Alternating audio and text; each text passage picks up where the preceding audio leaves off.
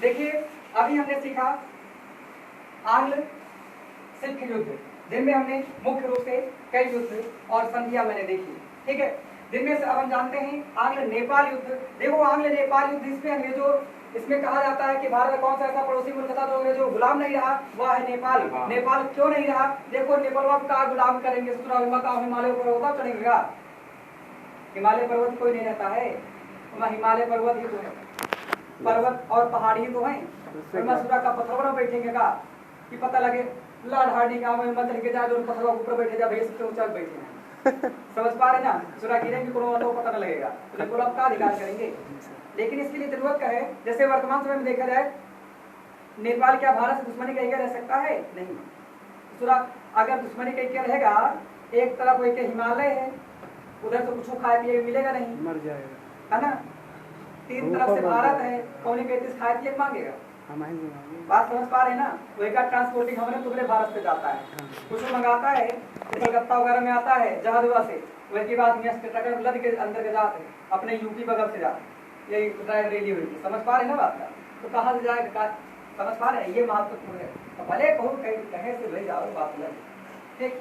तो वही अंग्रेजों के लिए ये नेपाल सामरिक रूप से बड़ा महत्वपूर्ण था, ठीक, सामरिक रूप से बड़ा महत्वपूर्ण था। तो यही है आंग्ल नेपाल युद्ध हुआ क्यों? तो इसके देखो, लॉर्ड हेस्टिंग्स ने गोरखों से युद्ध किया, एक से गजब की जो है मनाई हुआ, ठीक है। गोरखा एक जाति है बड़ी गजब की, जो हमारे भारतीय सेना में भी है। समझ पा रहे ना? ये अपनी राष्ट्र के लिए लड़ते हैं, ठीक। दुनिया कुछ हो जाए लेकिन अपने राष्ट्र के लिए लड़ते हैं, ठीक है। और हमने एक दिन थोड़ी सी कहानी बताई थी, इनका प्रमुख हथियार खुखरी है ना? हाँ, खुखरी, ठीक है, हथियार है। तो इनसे युद्ध हुआ। जब इनसे युद्ध ज्यादा कुछ नहीं देखते, कारण क्या रहा? तो भारतीय सीमा के निकटस्थ प्रदेश था, जो सामरिक दृष्टि से बड़ा ही महत्वपूर्ण था, इसलिए युद्ध करना पड़ा अंग्रेजों को। इसमें महत्वपूर्ण रूप से संगोली की संधि हुई थी। जब युद्ध हुआ था आंग्ल नेपाल युद्ध, लॉर्ड हेस्टिंग्स यानी अंग्रेज और गोरखाओं के मध्य हुआ था, तो उसमें संधि हुई थी। संधि कौन सी हुई? जो संधि उसका नाम दिया गया संगोली की संधि या संगोला की संधि। बड़ा इंपॉर्टेंट रोल लगती है, पेपर में पूछी जाती है, समझ जाएंगे। ये कब हुई थी? 1816 में हुई थी। कब हुई थी? 1816 में हुई थी। किसके मध्य? अंग्रेज और गोरखाओं के मध्य हुई थी। इसमें जो था अंग्रेजों को प्राप्त हो गया, अंग्रेजों को क्या प्राप्त हो गया? अंग्रेजों को कुमाऊं, गढ़वाली यानी गढ़वाल, हमने आपको कुमाऊं और गढ़वाली किस खास प्रदेश की हिंदी भाषा बताई, नहीं बताई थी? वही कुमाऊं और गढ़वाली प्रदेश मिल गए। जैसे जरा देखेंगे, ये हिमालय है, ये क्या बोल रहे हैं? ये हिमालय है। अगर ऐसे हिमालय है तो इसका जो तलहटी क्षेत्र ये जो होते हैं ना, इनको तराई कहते हैं। क्या कहते हैं? तराई। समझ पा रहे हैं? तराई प्रदेश, और तराई प्रदेश अधिकांश रूप से प्राप्त हुए। समझ पा रहे हैं? किसके तहत? अर्थात कह सकते हैं कुमाऊं और गढ़वाल और तराई क्षेत्र अंग्रेजों को प्राप्त हुए। किसके तहत? संगोली की संधि के तहत। क्या हुई? 1816 में, ठीक है। और इसमें जो सिक्किम था, सिक्किम पर अंग्रेजों का, सिक्किम पर नेपाल का अधिकार था। नेपाल ने कहा कोई बात नहीं, चलो हम अपने सारे अधिकार वापस लेते, इसका धैर्य नहीं। समझ पा रहे ना? तो अंग्रेज चोरों के हाथ में कौन चला गया? सिक्किम, ठीक है। कोई बता सकता है सिक्किम अंततः जो है भारत में कब शामिल हुआ? ठीक है, आगे देखिए। अगला सिक्किम आप जानते हैं ना, इस प्रकार सिक्किम है, ठीक है, ये हो गया। और आंग्ल आगे लिखा काठमांडू में अंग्रेजी रेजिडेंट तैनात हो गए, ठीक है।